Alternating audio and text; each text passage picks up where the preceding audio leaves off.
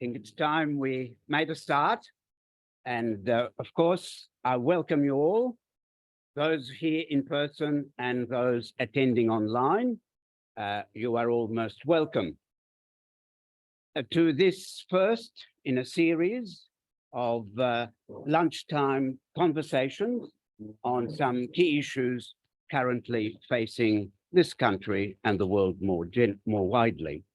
In welcoming you all, I acknowledge and pay respect to the traditional custodians of the lands where we live. We are honored to be on the ancestral lands of our First Nations, whose cultures are among the oldest living cultures in human history. And we look forward to the day when Australia will formally recognize them and extend to them the justice so long overdue. We have quite a few apologies, people who have registered but have been overtaken by unforeseen events, including visitors interstate and overseas and illness and so on. So we hope everyone who has registered or who have people close to them who may be ill, a speedy and full recovery. I should begin by telling you that we had no difficulty in making the choice for this first conversation as part of the Voices Lunchtime Series, because the whole question of the relationship between Indigenous and settler Australia is one of the great unresolved issues which still faces this country well over 200 years after colonial settlement. So the legacy of colonialism is well and truly still with us. And the question is whether there will come a time when it will be behind us. That is some distance away. And for some, it's a summit which is rather daunting, but it is a journey we must all travel, hopefully. And with this in mind, we have chosen the voice, treaty, truth-telling as the theme for today's discussion. Now, unfortunately, I have to start with an apology. Our first speaker, who was to be here with us, we have two, one in person and one online. That was the idea. Unfortunately, the one who was meant to be joining us in person can't join us at all. Okay, and that's Marcus Stewart. I was greatly disappointed and made my disappointment known, but in rather forceful ways. But he did explain, and it is, I think, a legitimate explanation, that unforeseen to him, when he accepted the invitation, the Indigenous Referendum Working Group is meeting as we speak. And the option was to miss the meeting, which is a crucial one, or join us, and we'll understand he decided to stick to the Referendum Working Group. I will introduce our second speaker, who's joining us from Canberra, Tjanara Goreng Goreng, a little later. But let me first of all introduce Marcus Stewart, who can't be with us in person, but has recorded a short presentation, which we will see shortly. Marcus is a Nira Ilim Buluk man of the Tangurung Nation. Yes. Hard to hear. We need Travis to come to our assistance. Well, I'm not sure it's working.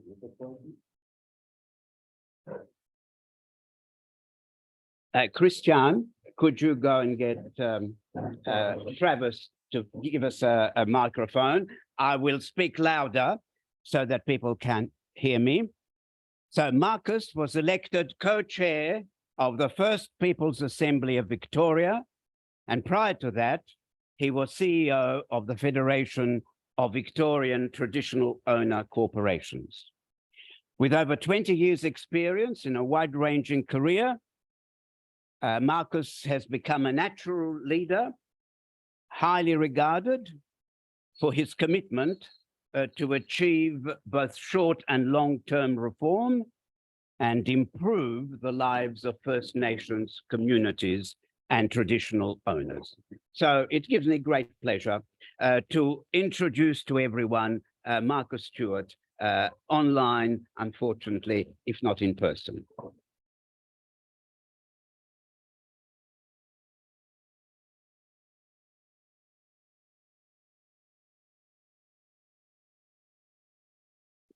Wawagi.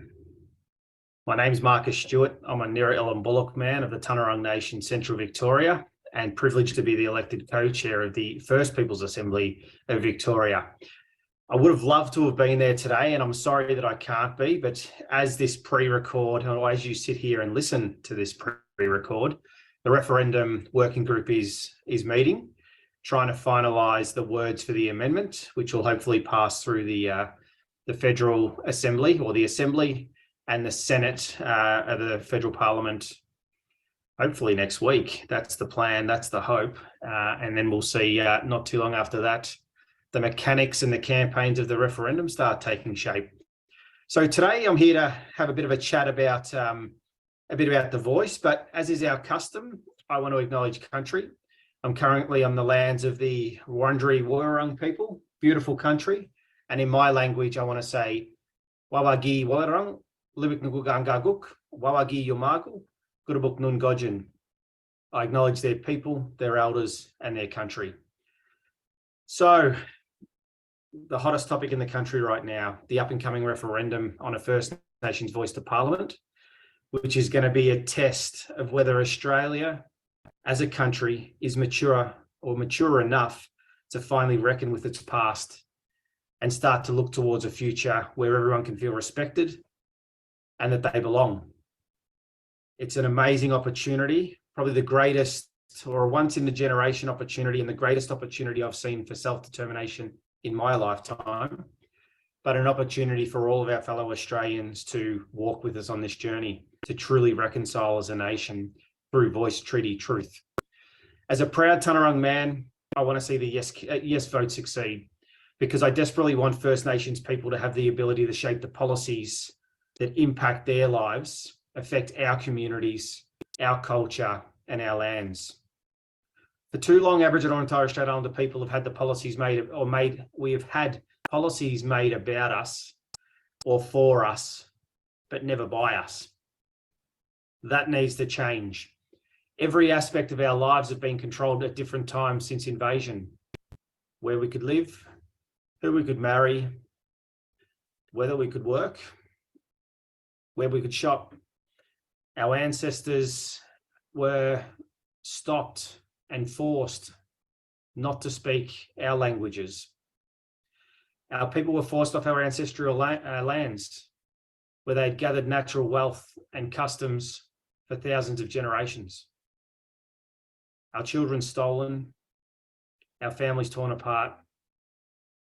You know, how do a group of people amass intergenerational wealth when our families were not allowed to own private property? We're forcibly removed from lands that we looked after for 60,000 years plus. I hope that each and every one of you know stories about Lake Conda, Cumragunja, Bramlingham, the Aboriginal Day of Mourning, the walk-off, the Barunga Statement in the 80s, the Royal Commission into Aboriginal Deaths in Custody.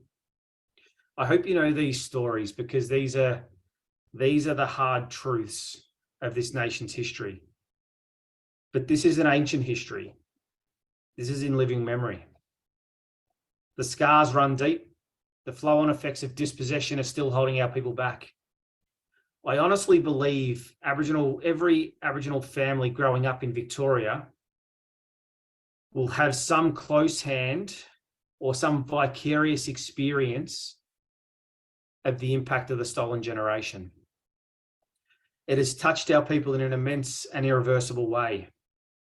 Government policies relating to Aboriginal families and communities have been made by politicians who didn't understand us, let alone respected us.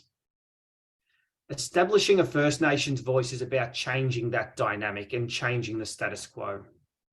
It's the first step in having a meaningful say about the decisions that affect our lives. That's why I and the vast majority of our mob want a voice. But I also want to see the yes vote succeed because I know what's on offer for everyone who now calls this beautiful place home. Voice, later followed by treaty and truth, will provide many opportunities for everyone to deepen their understanding and appreciation of this beautiful country and of the oldest living culture on this planet. First Nations people have a unique connection to this country, and our care and knowledge of it runs deep and has run deep for 65,000 years plus. The voice is about having a taste of that inserted into the heart of Australia's democratic system. By voting yes, you'll lose absolutely nothing. But everyone stands to gain so much. We need to reconcile the relationships at a structural level in this country, because that's how colonisation has used its tools to try and eradicate and wipe us out as a people. But of course, these issues are also personal for all of us. I think about myself, for example. I'm the embodiment of a history that complicates our relationship with this place we call home.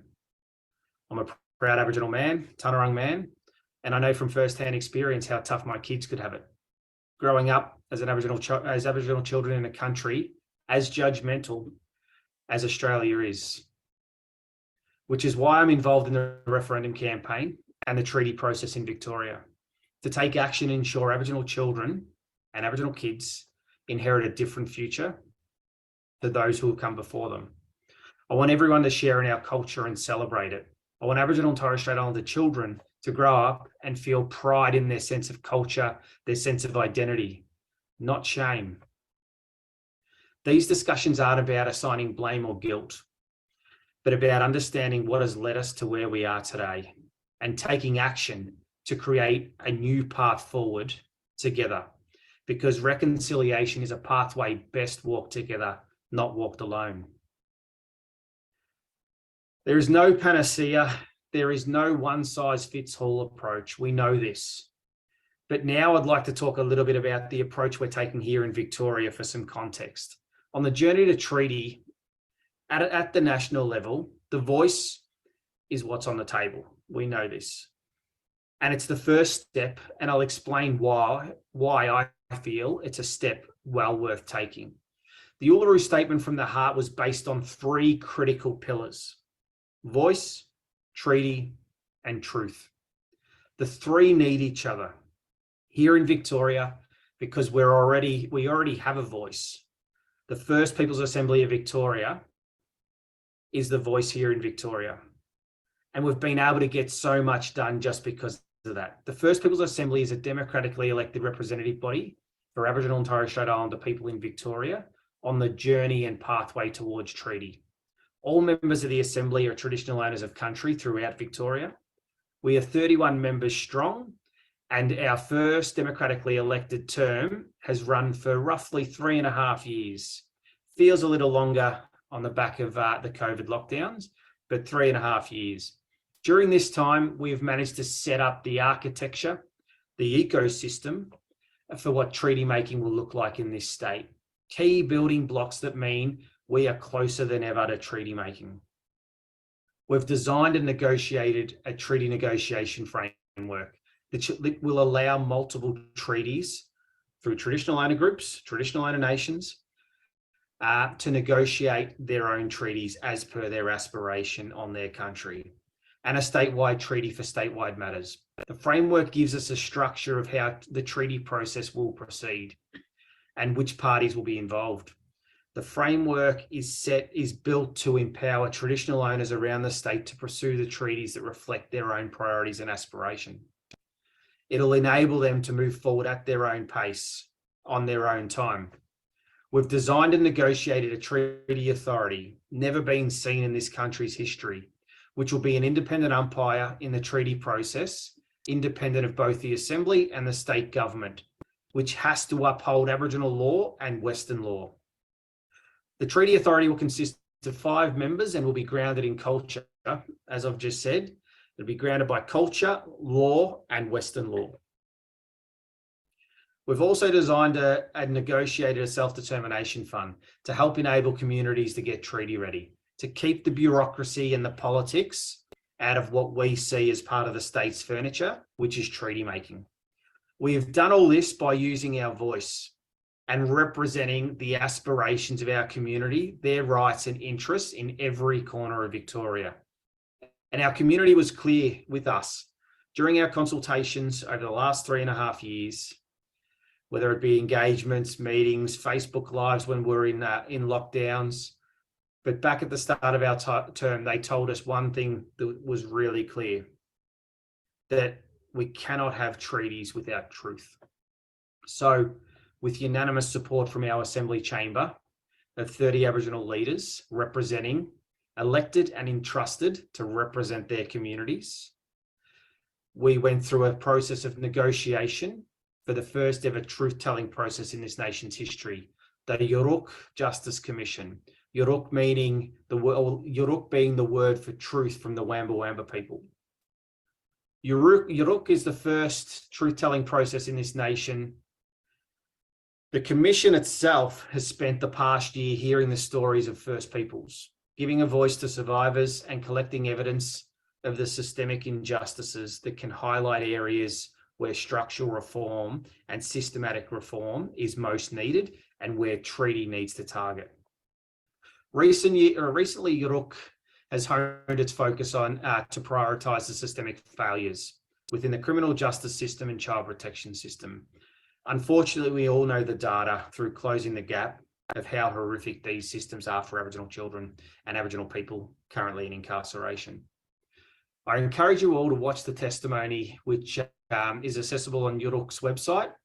They're absolutely powerful, and it's a cold, hard truth of what our people, our communities have experienced. With voice established in Victoria, truth-telling is underway thanks to Yurruk. Treaty is very much within our reach.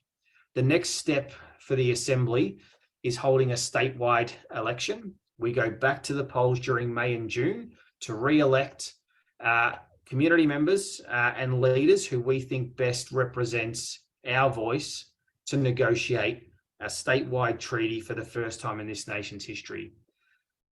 So on that note, I really want to thank you for the opportunity. Again, I'm sorry I couldn't be there.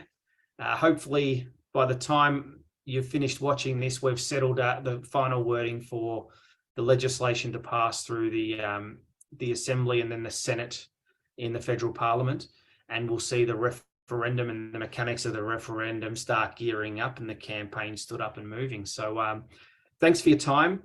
If there are any questions, I'm more than happy for you to email them through, and I can flick them through to Joseph to flick around to people my responses. But again, appreciate your time and all the best with the rest of the speeches. Thanks.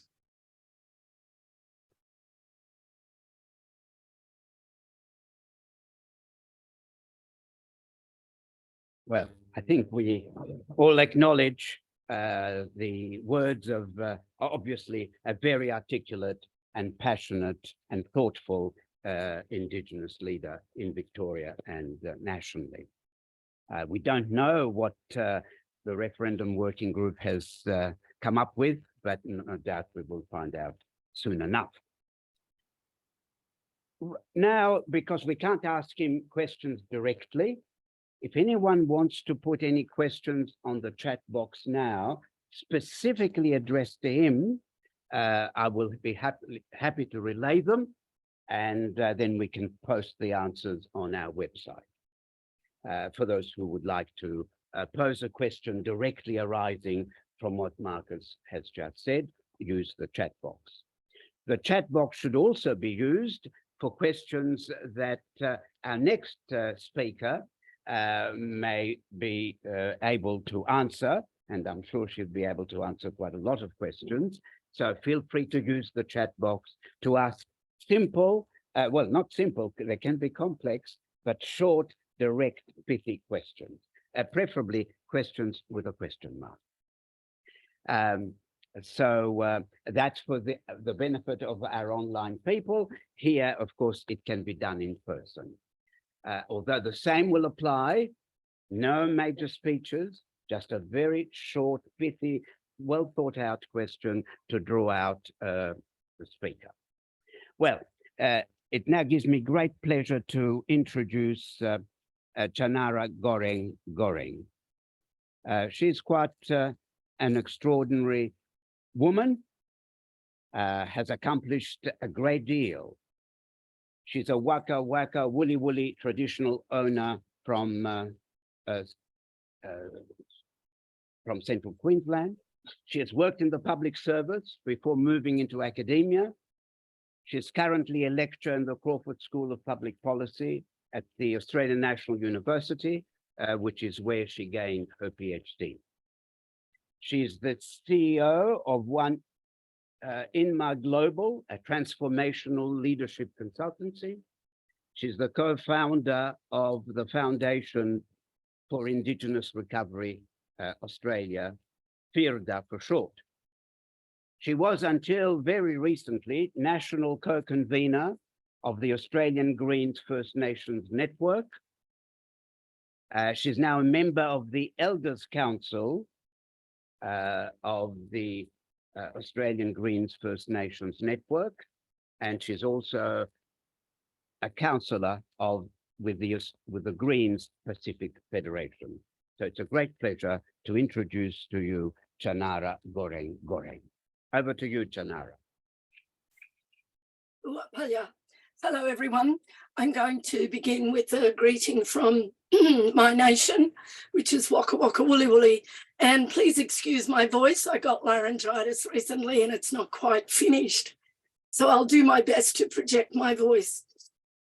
Nabiangi Waka, Nanangaronga, Gurudamu, Nai, Juyang, Ninang, Yuragange, Nai Ya Yong, Daranigu, Nai Garang Waba, Waka Waka, Uapaya, a greeting from the language of my people, passed down to us from my mother, who was a Waka Waka Woolly Woolly woman. So I began my political activism career as a 13-year-old in Queensland with a mother who was actively engaged in our community, and particularly for a movement of land rights, which was part of then the Catholic Church. And I and my brothers and sisters were all boarders at boarding schools run by the Catholic Church. And during that time, I began to understand the stories and the histories, and of course, the problems and issues that were going on for people in our community, and I'd known that for many, many years. But as I grew older, I understood more about the oppression, the colonisation and other things. In the late 70s, I came to Canberra and I worked with Charlie Perkins, people like Paddy Dodson, who was then a young man, Michael Mansell, the National Aboriginal Conference, Heather Sculthorpe, Gary Foley, Roberta Sykes, and many other of the early, many of the early activists who marched and also kept the 10 embassy, put the 10 embassy up. And it was during my time in Canberra that, of course, I became much more focused on First Nations business and more involved through working at the National Aboriginal Conference, the Aboriginal Development Commission, the Department of Aboriginal Affairs, and other places in the federal government, that I began to really become engaged. And I think my political activism became very strong from having people like Kevin Gilbert, Charlie Perkins, Lois O'Donoghue, and other people around us at the time. And in my 20s, I was quite involved in politics. I married a press journalist, and as a result, have spent a lot of my life involved in what goes on in Canberra. So I have had a career in other things, but this background has definitely given me 45 years of a look. I'm 66 now, and I've got a long history of being at the front and centre of what was the protest movement, but also one of the people behind those leaders who did the research and wrote the documents and was involved in some of the meetings that occurred with the Fraser government, the Hawke government, and other leaders from then on, and other governments from then on. As you are aware, I was the National Secretary and the National Co-Convener of the Black Greens for the last 4 years. And during that time, we decided to write our overarching policy for the Greens to take to the Parliament, which is Truth Treaty Voice.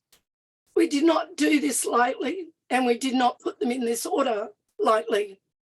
We looked at the Statement of the Heart, and we realised that the first 2 paragraphs of the Statement of the Heart talk about sovereignty and the recognition of sovereignty and the sharing of sovereignty. And First Nations peoples desire, those who were at the Uluru meeting, to have sovereignty expressed through 3 mechanisms. In no particular order, I might add.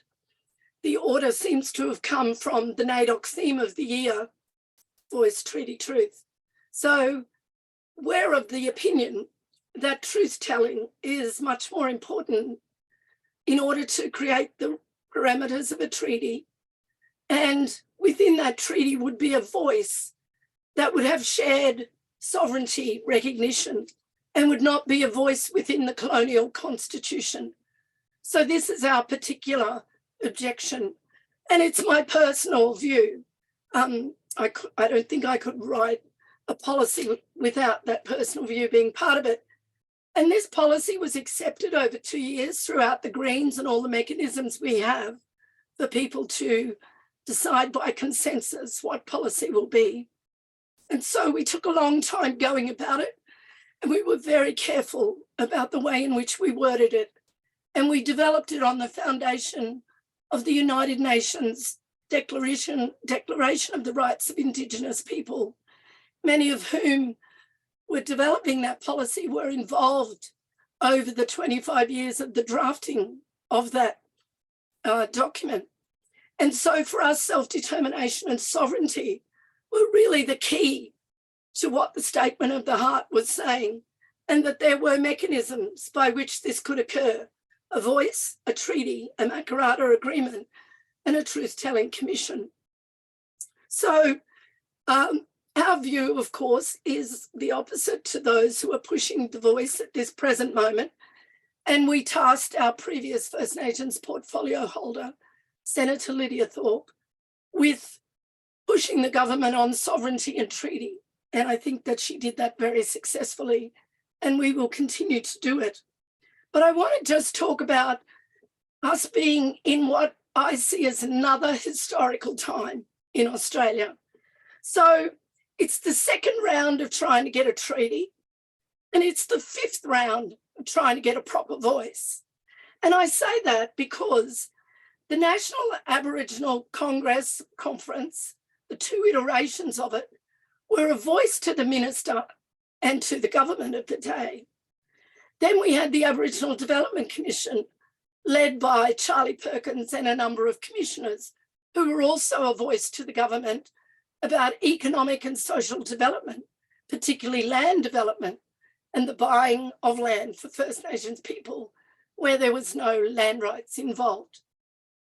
And then, of course, we have ATSIC after that. And then, of course, we have all the prime ministerial advisory committees that occurred in between. Mr. Abbott's and all the other prime ministers had various advisory committees. So this is our 5th round of trying to get a voice for First Nations people. It's not the first. This is the first one that people have decided, government has decided, should be held by referendum in order to put that voice in the Constitution. And I don't think anybody really thinks that being in the colonial constitution is going to do us much good. The thing about this voice is that, one, it has no power because it's only an advisory body. It doesn't get to tell the executive government, the COAG, so to speak, the National Cabinet, that this won't work for First Nations people. It can only advise, and then if the government takes the advice, perhaps it will work. And it's really just like all the other voices we have had in the past.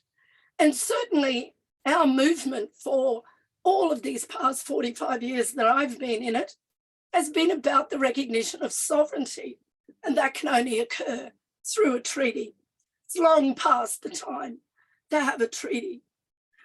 The other thing about the truth-telling and the treaty is that these two things can run in parallel, that they can occur concurrently, like the Council for Aboriginal Reconciliation and the decade of that legislative work. We could legislate a Truth and Justice Commission whilst we go on with the negotiations of a treaty. And the treaty specifically should cover at least these 5 things. It should cover what we're going to do about the land, how we're going to share the land, the recognition of prior occupation, the recognition of sovereignty. The idea of compensation for what has occurred has to be at least discussed. The sharing of power. How do we share power in our nation? With those of us who have never shared power and in fact have been oppressed by the dominant culture power. How do we share wealth? How do we make economic development for our people on a solid foundation? Do we have a future fund? Do we have something that helps us develop, not just by the whim of a government legislating some kind of policy or program? And then who owns First Nations cultural heritage? Do you own it? Do we own it? Does the country own it? And what's important in that? So for First Nations people, the point of a treaty is to put in place a structure in which you can build systems that remove discrimination and discriminatory practice, where you can include the idea of how we share the land, where you can build in systems of political representation and an economic base and ways in which all First Nations people can enact their own ways of being in their own country and in the whole country, and have that respected and held up to the international world in the way that it should be honoured. A treaty would require legislation, but it can bring all these things together. Some of us have a vision for truth-telling, that the Truth-Telling Commission be made up of First Nations people and that it have the backing of the government to research, to collect, and to disseminate information and feed that material into the popular culture, into the media, into the education system, and into all the systems that help us live better together. Let me reiterate that the 2 paragraphs of the Statement of the Heart begin, and this is what we have constantly told all our Greens MPs, begin with the idea that sovereignty was ours and that sovereignty was never recognised because it was never accepted that this land contained people. This land was terra nullius. It did not have people here. For some reason, we were invisible, even though everyone was interacting with us, and we've been invisible for quite a long time, up until the 1990s when native title came in. The trouble, of course, with native title is that it's biased towards non-First Nations people, and it creates a lot of violence and it creates a lot of disturbance and dysfunctionality in the way that it has to work. These things are part of the system that we would like to change, to create in a treaty a way in which these things could be decided together and that sovereignty could be shared. So in the Greens, we've taken up the idea of shared sovereignty by beginning to talk to our members about what that means. Some years ago, we took up the idea of for an education purpose. We gave them a message stick about our policy and said, we need Australians to look at their white fragility, to look at their white privilege, because otherwise how can you have a dialogue with a group of people who've held dominance and power since 1788 and have refused to share it? So this is not an easy thing, we know, for most other people to do. But First Nations people, I think, have been incredibly kind and generous these last so many hundreds of years in continually educating people in this country about who we are, and what we do, how we do it, and how we'd like you to be part of it. And I think that's very important that we think about that. For First Nations people, there are some very clear differences. Can I ask you to wind up soon? Yes. Because there'll be lots of questions to you. All right.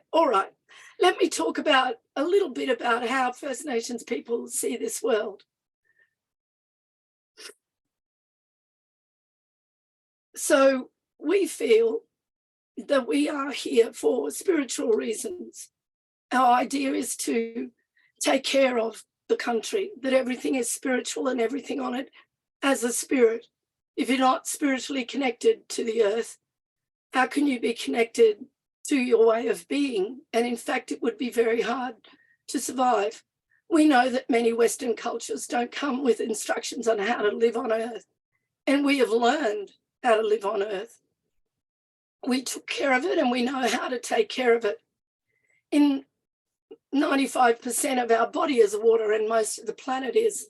In order to stay healthy, we feel you have to live in a healthy environment. We feel that our air is sacred, our water is sacred, our land is sacred, our relationships are sacred. That's why we work together with people. We have to treat everything as spirit, the trees, the environment, the land. We're responsible for the earth. That's our job as human beings. Being ignorant, complacent, or apathetic, or in denial won't save the planet. We have to care for it for the generations that follows us, and we have to leave our planet as we found it. We realise as First Nations people that we are all one family with everyone else on the planet. We don't want to argue about it anymore. We just want to make plans to save it. And our feeling is that we need cooperation and collaboration from anybody who's willing to be part of that arrangement and relationship. And I'll close by just singing a very quick little song from my mother's country to say thank you for honouring me to come today. Yamaway winya, yamaway winya, yamaway winya, yamaway winya. Yamaway winya, yamaway winya, yamaway winya, yamaway. Thank you.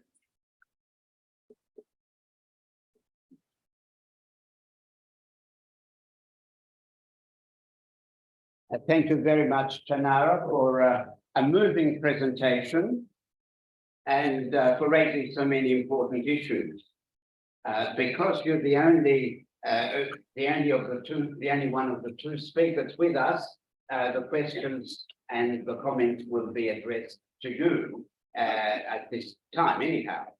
We'll reserve some questions for Marcus by email at a later date. So can I first of all put a couple of questions to you?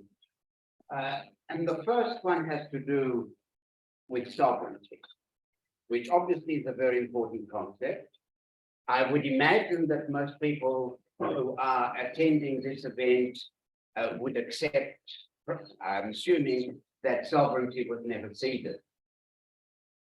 Once that is recognized, what practical difference do you see that happening? Let's say it's recognized in the treaty formally. Once that is conceded, that sovereignty was never, of the First Nations was never ceded, what would follow in practical terms and in political constitution? That's what I've heard many people ask, and I think you're well placed to answer it. Yes.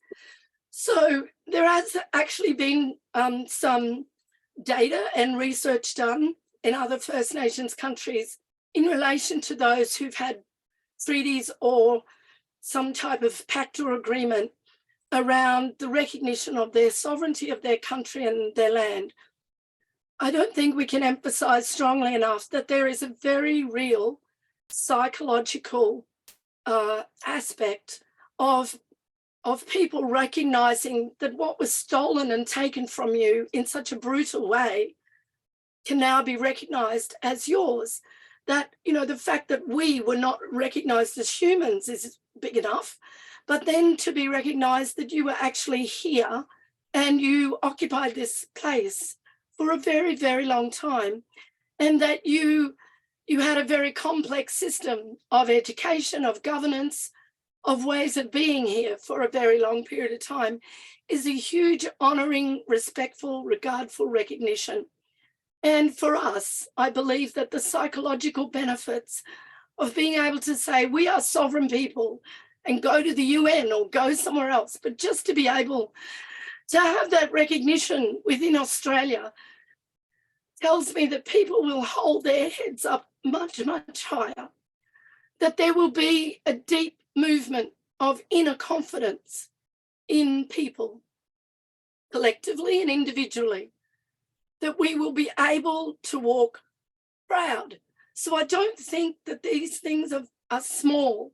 They're not small because the intergenerational trauma very clearly, it has been researched and written about, very clearly creates deep depression, which is generational, deep anxiety. In fact, one study that I read some years ago says that the traits of young people who grow up in families where there's colonized families, in missions or other places, they have the same behavior patterns as children who grow up with alcoholic parents or addicted parents. This is not research that you can say is rubbish. So to have, in a sense, we don't need a dominant cultural recognition of our sovereignty because it's a spiritual sovereignty. It's a self-sovereignty. It's not necessarily related to property title, but it is, of course, the property title to the whole country, to the land, that there were 250 nations across the country who were sovereign. The difference that it will make are those things. And the other difference it will make is that people will go about the business of doing what they want in the world with a greater strength and a greater feeling of being empowered. I truly believe that we cannot say the psychological benefits are small, besides the legal and other benefits, mental benefits. In terms of the Constitution, of course, a treaty would have to be written that would state the parameters of shared sovereignty if we were going to do that.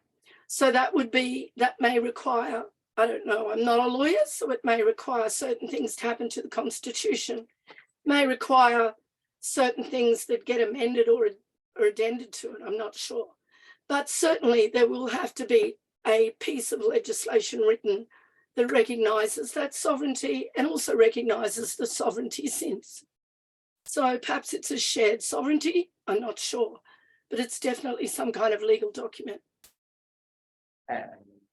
Just one more question from me and then open to everyone else. Where does that leave the referendum? What on voice? What would your advice be, your personal advice be, to concerned, informed, non-Indigenous citizens of this country? How could they approach the referendum proposal that will be put? Right. So the first thing about this is that I think it's very important to follow the voices of First Nations people who are making a self-determination about this referendum. And we know there's a big campaign of people because the government is at the forefront, and also all the First Nations people in the government, the Labor Party, are at the forefront of the Yes campaign. And there are people who are saying no, including, well, not including the Greens now, we've agreed to negotiate. But there are other people who say no for various reasons.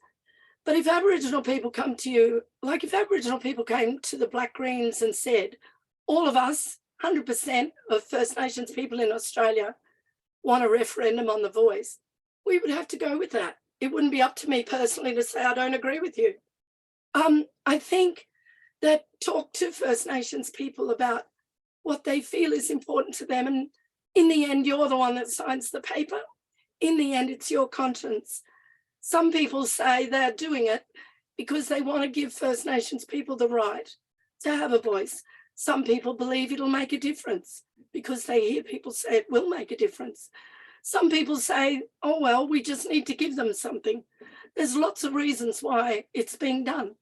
The important thing is that you should educate yourself so that you can make an informed decision when you get to the box. You know, we've had to advise the ACT Greens, for example, when they were asked by the Labor Party to support the voice in the legislature. And we had to say, this is our view, but you're the politicians, you have to make the decision. So it's up to you to make the decision on the referendum. The referendum has a very high bar, and so it has to reach a very high bar, I should say. And so who knows whether it will reach that bar.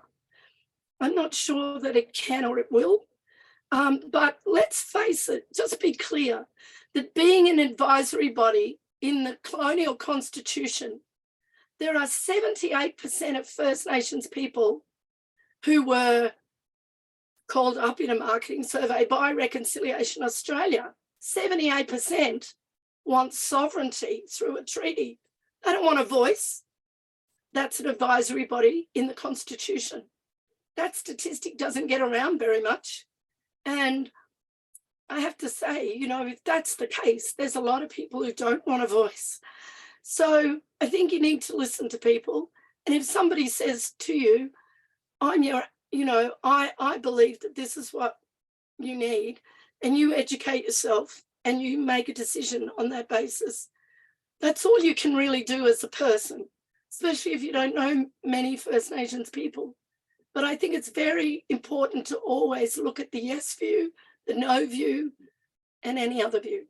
Thank you. Thank you. All right.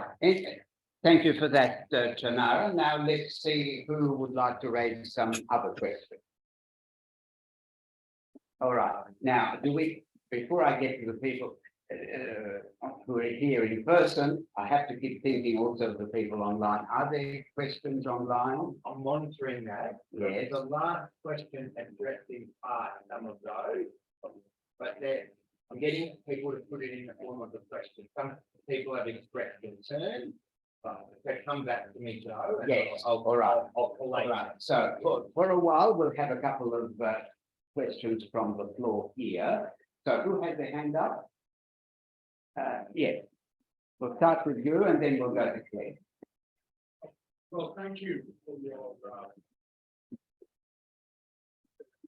My name is Basil Lyons, and I've been involved with issues of racism, and particularly with Aboriginal issues. And I think what affected me most of what you said, that really it's a call about our culture. How do we, in a sense, bring about all the aspects that shapes Australians from the colonial heritage, and then from the migrations, and then how do we come and understand what it is to have what you said was a sense of the spirit in terms of being connected with everything. That's a very, very important issue in my book, but when most Australians are quite agnostic. Yeah, so the question is, how will you actually start the conversation on that? How do we start the conversation? Yeah. How do we start the conversation on what explicitly? How would we start a conversation nationally? Which is a big thing up nationally. Then we can talk about the state, and we know the states are doing different things. And then we can talk about our local governments or local governments. So we have to start that because we're talking about a shift. Yeah. Because I would put the analogy that we're dealing with the ghosts of our psyche. And the great ghost is the fact that we have invaded this country, not personally, but we have invaded this country.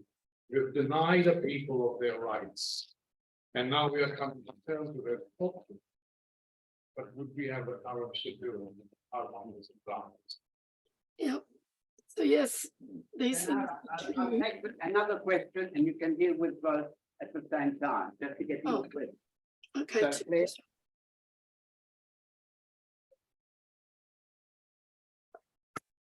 Thank you. It was great to you.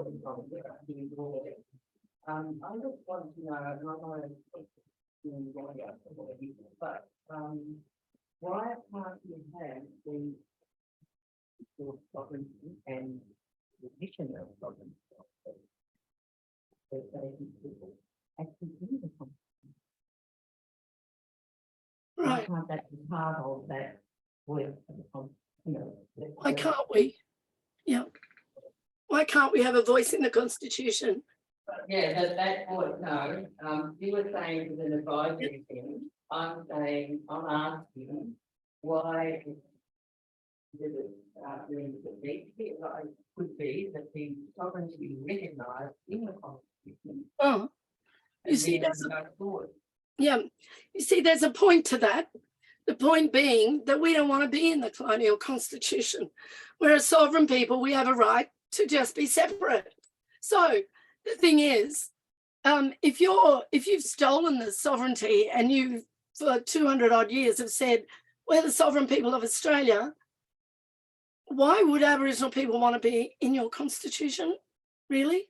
So if we're proponents of sovereignty and having a treaty, we don't want to be in your constitution. We want you to recognise that we have sovereignty separate to you and that those things have to be recognised. We can have a voice in Parliament. There's no reason why there should not be a voice in Parliament. The voice could be the group of people the government has decided to establish, or the voice could be a number of senators that would be the voice for Black Australia. The voice could be any number of things. The problem with this setup is that people think that once the government gives us a voice, they're not going to do anything else. We've had to push them to agree to set up a truth-telling commission and give it some funding. We've had to push them to think about a treaty. Those things, we believe, are much more important. So that's the answer to the second question. And the first one, I kind of got a sense that you were asking how would we have a national conversation around this? And my feeling is, why not just have a truth-telling commission, get on with it? South Africa did it, we can do it. Any further questions from here? And let me be clear, we're not talking about a separate parliament. Shared sovereignty means sharing. It doesn't mean you have black fellas here and white fellas here. It means that we share it. How we share it would be decided through dialogue. Thank you very much. This is a very unique situation. They haven't done this anywhere in the world, I don't think. Can you hear me? Can you hear the person, Tjanara? Can you hear It's a bit low. I just just- want Oh, to, there you from go. your perspective, everything you're saying is incredibly deep and complicated, which I appreciate. But should I be voting yes to the referendum? Well, my view is to vote no to the referendum. I mean, surely I made that really clear. However, I think every person, it's your right to vote with your conscience, to vote how you feel. I mean, you vote in an election for the person or the party that you feel you should vote for.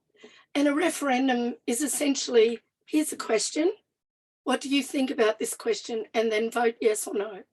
So they're going to create the question soon, and we're all going to get to look at it. And you remember Johnny Howard creating the question about the Republic. So we're going to be looking at a question soon, and then it'll depend what it says in the question. So we've managed to get some form of words in there that have recognition of First Nations prior occupation.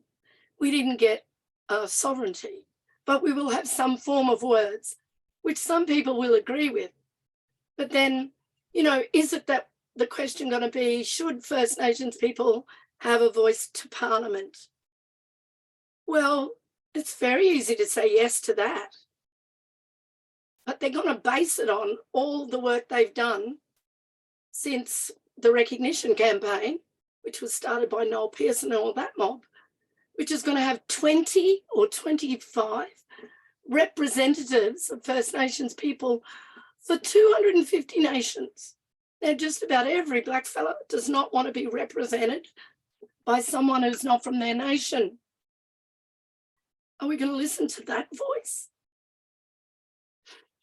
Thanks, Tjanara. Anything coming online? Yes. It connects with the previous point, so I'm just reading laying some of the questions that have emerged online.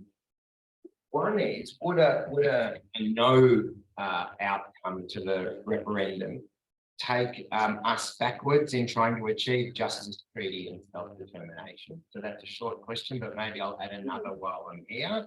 They can be it's a similar it's a question in a similar spirit. If the referendum does come out no, where do you think we will be as a collective in pressing for future success with treaty? So they're two similar questions, but I'll... So the first answer is no. That's about the referendum.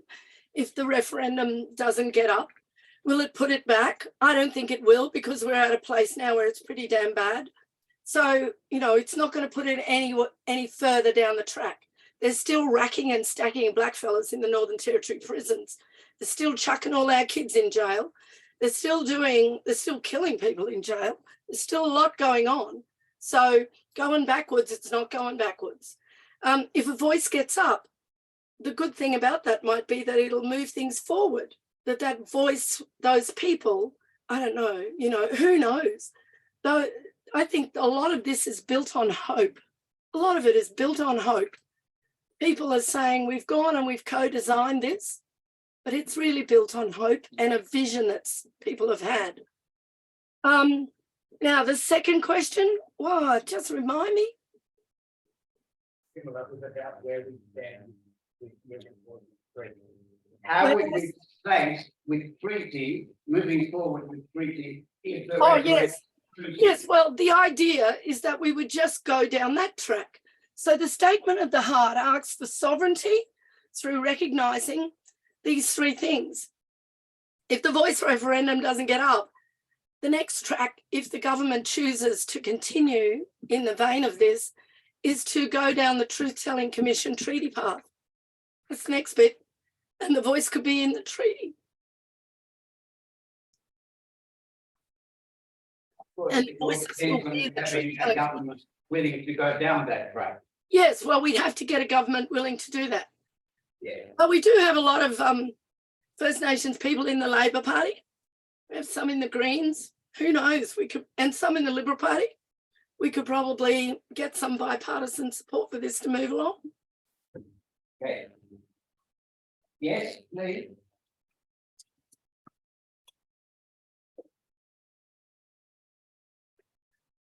Thank you. Thank you, Tjanara. Great to hear you, great to see you speaking, and you're probably doing your best there. I love your passion. I'm Ron Briggs. I'm the audio good you tomorrow, Rotary man. I've been listening to the conversation. It's a very difficult conversation for everybody to have. These don't easy conversation. But I haven't got a question for you. I might just give you my little insight, if that's okay with everybody, yeah? That's fine. You know, just I'm just a grassroots man. Very passionate about unity and so forth. I really do realise, and I learned a little bit about Black history, about my knowledge of our elders in the past. Back in the early 1920s, it was done by one of the Maynards. I think he's from the Maynard mob from Tasmania. I think they actually put in what insisted that we have a voice in Parliament back then, back in the early 1920s. Wow. Back in the early 1920s, wanted a voice in Parliament back then. That's nearly 100 years ago. Nearly 100 years to get to where we are now. how good are our elders in the sense of speaking? To at least try and bring that knowledge to us and teach us the stuff that we have. Mind if I stand up? Okay, sorry, I'm not trying. You know, and the one thing I'm in that position where I'm worrying about what's going to be there for my grandkids and my children. If we miss this opportunity, and I will say it's an opportunity, it could be a lifetime, it could be another decade before it comes back again. And please feel free to speak over top of me, Tjanara, because this is your corner, you know, and I could be wrong, but I'm just a normal man. I'm not a Green supporter too, by the way. So. But I love your passion. Yeah, just one of the things that I'm a little bit concerned about, again, what you said before, we are an advisory committee to the voice, to the Parliament. All we can do is just advise the Parliament. They don't have to take action on it. But that's then, if we don't take that opportunity now, and this is just my point of view, if we don't take that opportunity, it could be a lifetime before it happens again. It could be a lifetime. It may not happen in my lifetime or the next generation's lifetime. Let me just say that that happened at the last treaty. That happened at the last treaty round. Yes, I understand. We had ACSI, we had Department of Aboriginal Affairs, all failed. All failed. Why? Because of there was no community input. Now we have that community voice, and that community. I'm hearing community voice going into the voice into Parliament. So I know that all our non-Aboriginal colleagues are passionate about walking alongside us. They have been since the day we started the movement. Say they've all walked alongside us, and now their sons and daughters are walking alongside us, and now their sons and daughters are walking alongside us today. So we can't do this alone. We need everybody on board. So I just want to say, when you talk about the voice, the opportunity is there. If we miss it, we're going to set us, I feel personally, we're going to set us back a generation, if not two generations. Yep. No. Let me say that, you know, every person's view is a valid one. And I think it's really important that dialogue happens in this yarning circle that allows for the validation of people's voices. And I would not invalidate your voice. I just want to say that in the last treaty process, Bob Hawke came down to the commissioners of the NAC and said, this is what you're going to get. If you don't want it, then, you know, you either take it or leave it. And in the end, big business finished the last treaty. Big business and resource mining interests finished the last treaty. And I've got a copy of the last treaty. And I think, you know, every person, all of you here, have a valid voice, and you need to be allowed to use your voice in the right way. In Aboriginal way, we never tell another person what to do. We never tell another person how to think. We also allow every adult who's been through ceremonial, you know, life, that person has a right to their opinion. And dialogue occurs until people come to a collaborative consensus. This has not been allowed to happen so much in this dialogue, just by the way in which it was operated. But I understand that it's very hard for a government to have a proper consultation and consent-making process with a whole lot of blackfellas across the country. So it was done with a majority of people. And there were people who walked out for a reason. So my view is that your voice is valid, my voice is valid. We don't have to agree with each other. Yeah. Okay. Yeah.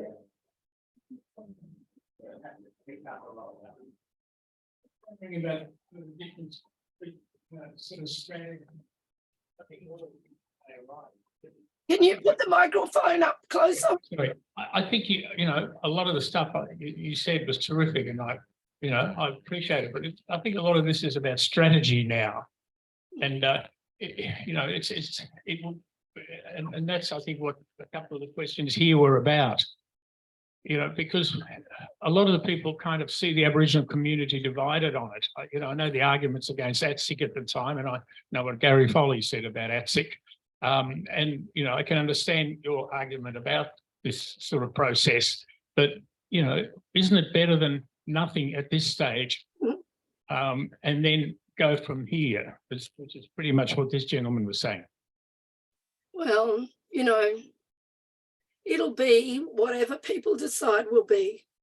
If Australia, this is a question for Australia to make a decision on. I can't say anything more about it.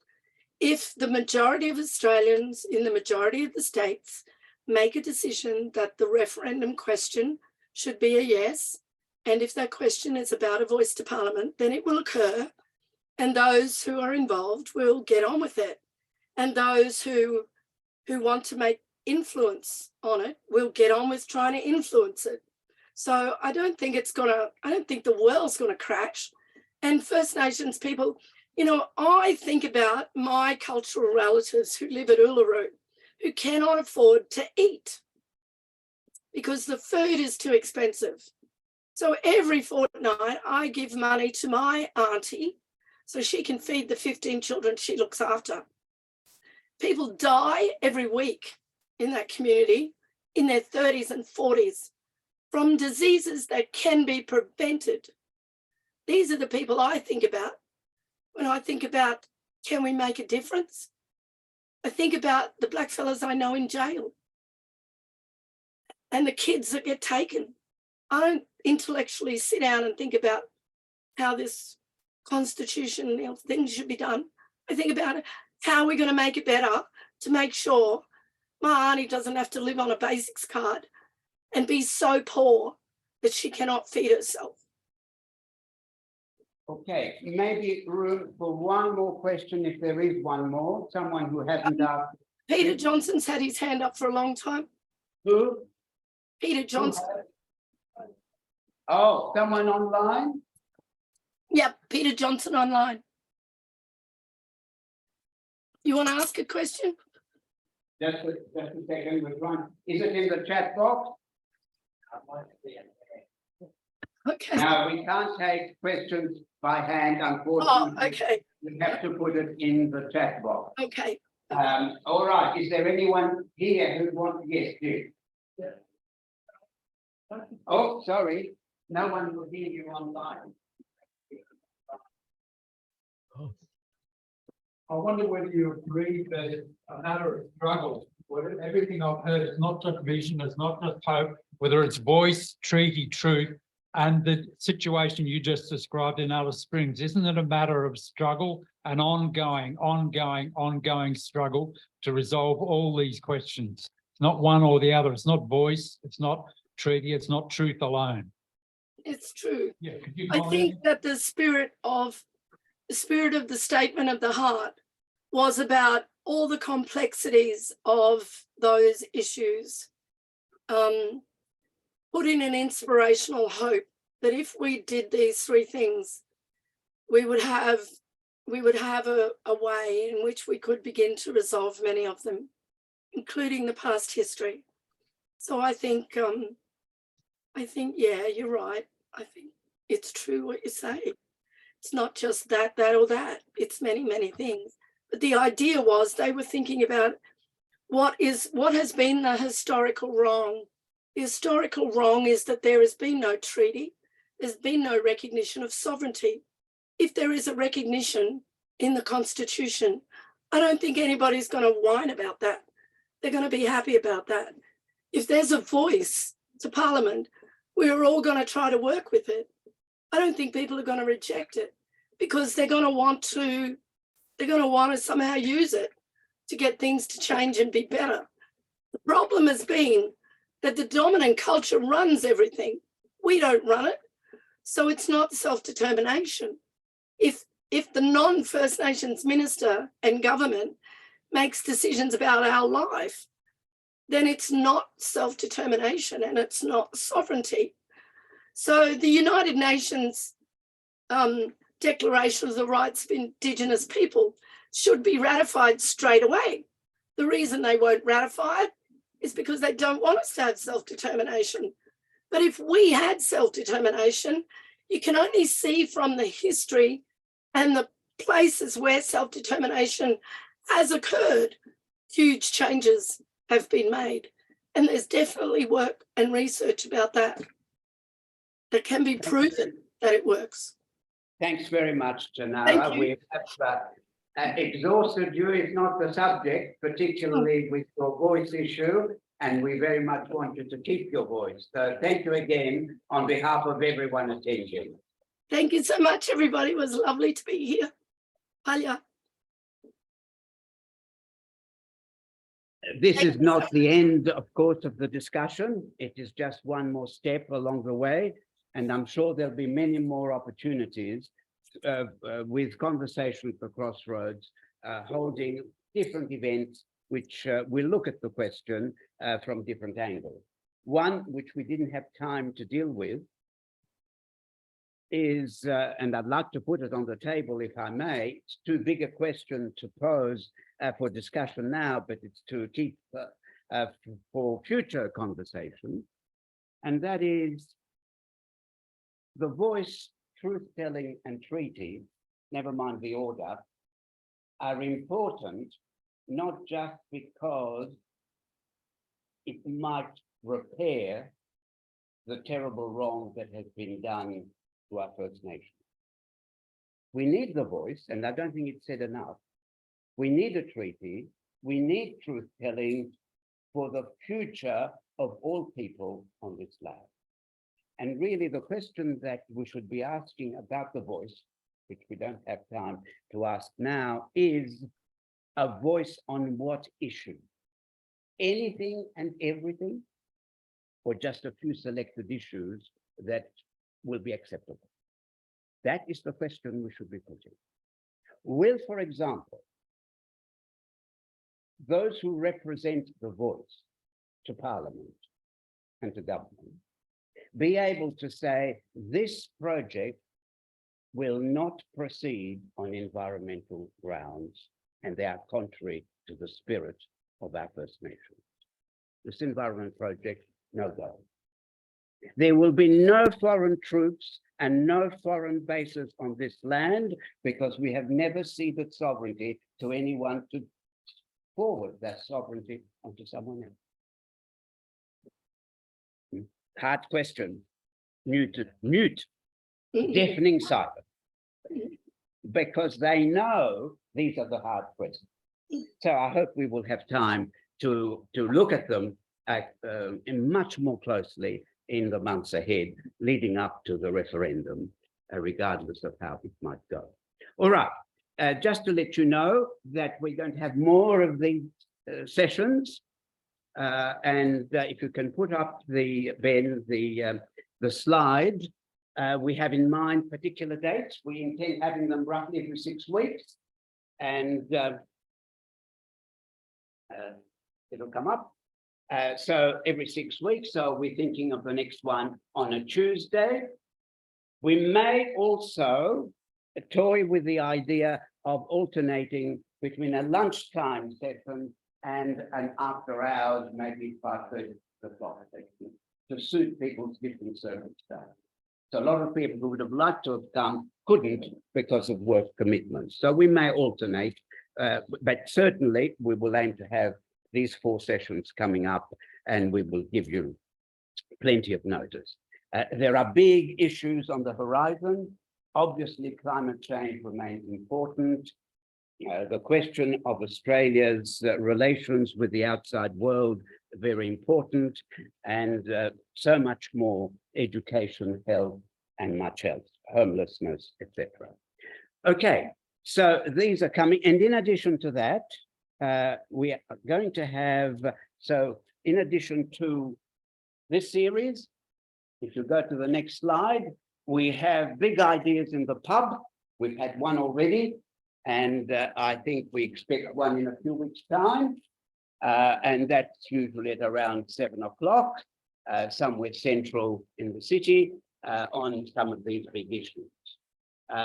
We're hoping for a politics in the park, in the open, different, more relaxed atmosphere, sharing food and drink, and of course, conversations that matter, small groups, meeting in different parts of the country, and some meeting online, again, in small groups of 5, 6, up to 10 or 12, and there'll be more information about that coming through in the next several weeks. So there's a full program and much else. So please spread the word. And as you can see from just looking around you, there is a weighting towards an older demographic. We desperately need to shift it to some extent. We desperately need to shift it to some extent. Everyone knows a younger person. Everyone. Whether it is son, grandson, granddaughter, daughter, granddaughter, nephews, nieces, whatever. And we need to be speaking with them, getting the conversation underway. There is a long way to go. It just remains for me now to thank everyone who has attended online or in person. Thank Ben, who's made the technical arrangements for this session possible. Thank Rita, who has helped with the food, and we thank, of course, the City of Melbourne Bowls Club for offering us this venue, which seems to be a very pleasant, provide a very pleasant environment. So thank you, and help yourself with some more food or beverages. And we hope to see you again in the very near future. Thank you to everyone.